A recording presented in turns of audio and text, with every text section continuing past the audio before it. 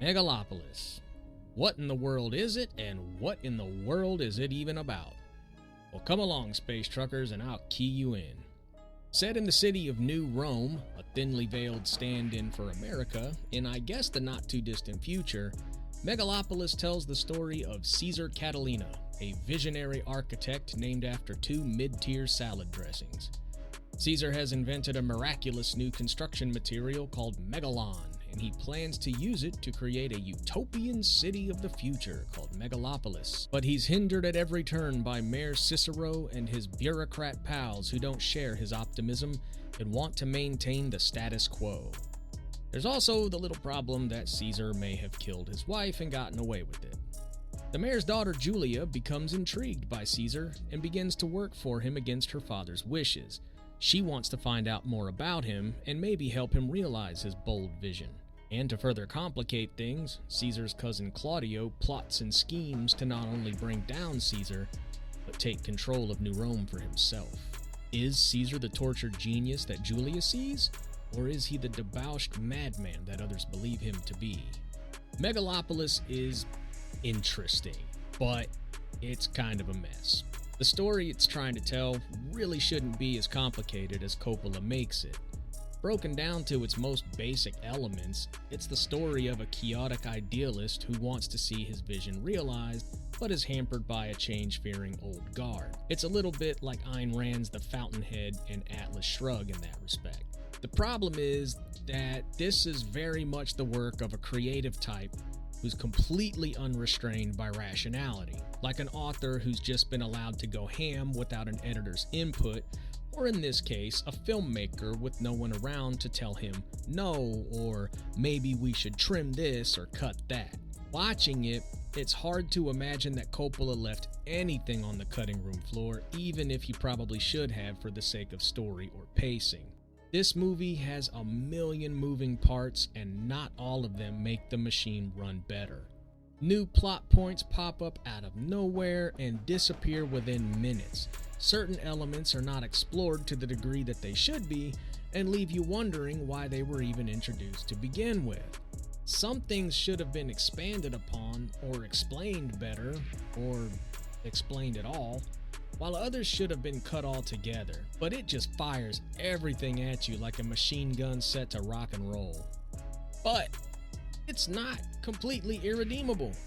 The performances range from good to great. Adam Driver is watchable in everything I've seen him in, and this is no exception.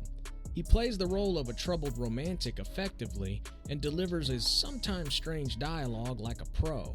He's able to shift through a whole bevy of emotion flawlessly and really does a fantastic job with such a cluttered script.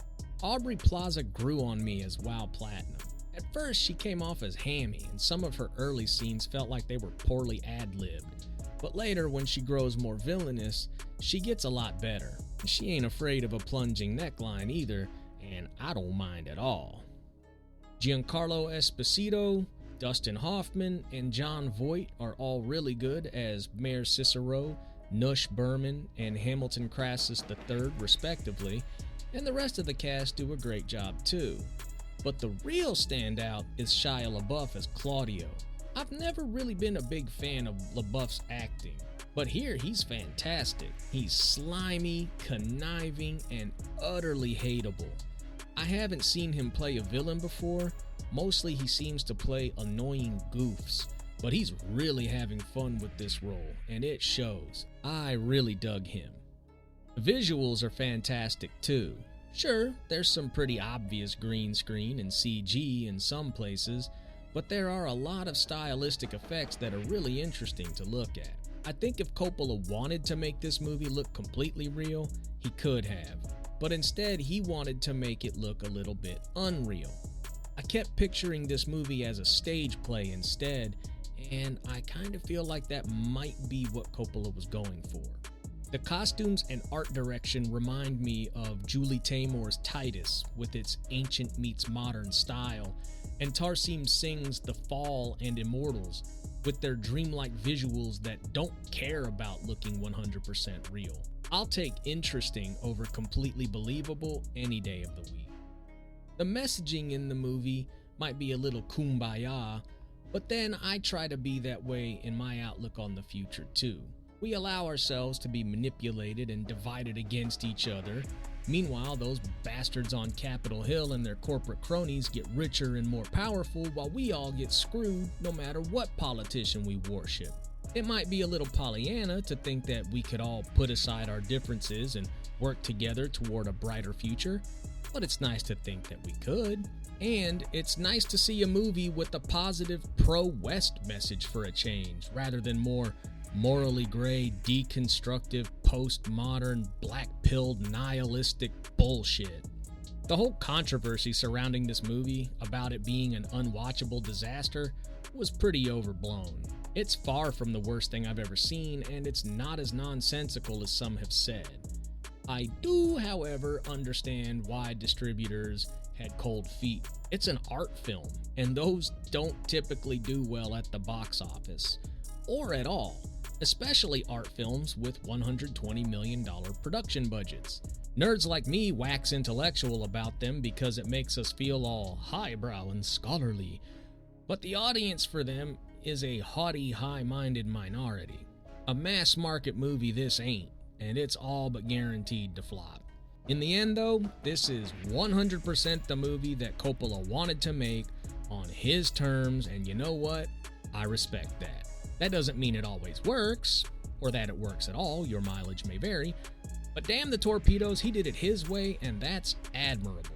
For all its flaws, I would watch Megalopolis 100 times before I willingly watch another minute of the trite formulaic excrement that Hollywood keeps crapping out.